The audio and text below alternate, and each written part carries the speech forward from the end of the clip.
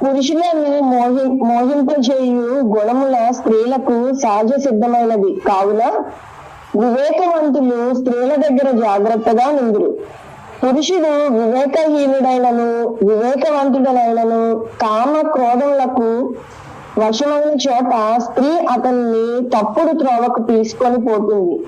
మిక్కిలి బలము గల ఇంద్రియము వివేకిని సైతము చెడు త్రోవ తొక్కతీస్తాయి. కావున మానవుడు తన తల్లితోనైనను చెల్లితోనైనను కూతురితోనైనను ఒంటరిగా ఉండకూడదు. ఏంటి తల్లితోనే ఉండకూడదు, చెల్లితోనే అంటే వీళ్ళతో కూడా వాళ్ళకి అలాంటి ఆలోచనలు వస్తాయని అర్థం అన్నా ఇక్కడ. అది మీరే అర్థం చేసుకోవాలి. ఇక్కడ మీరు చదివింది ఏంటంటే పురుషులను మోహింపజేయు గుణము స్త్రీలకి సహజ సిద్ధమైనది కావున వివేకవంతులు స్త్రీల దగ్గర జాగ్రత్తగా నుందురు.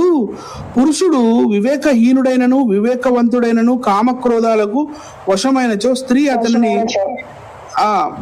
అతనిని తప్పుడు త్రోవకు తీసుకొని పోతుంది.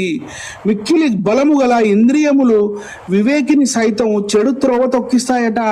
అందుకని కాబట్టి మానవుడు అంటే అరే తల్లి చెల్లి అనేది బైబిల్లో లేదు అని మీరు ఎర్రి ప్రేలాపనలు పేల్తారు కదరా.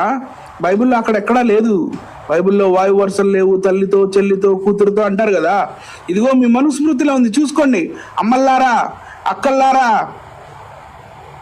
వీరవనితల్లారా, అమ్మ చదువుకోండి. ఇగో మీ గ్రంథాలు మీ గురించి ఎంత చక్కగా రాసి మిమ్మల్ని అవమానించారో.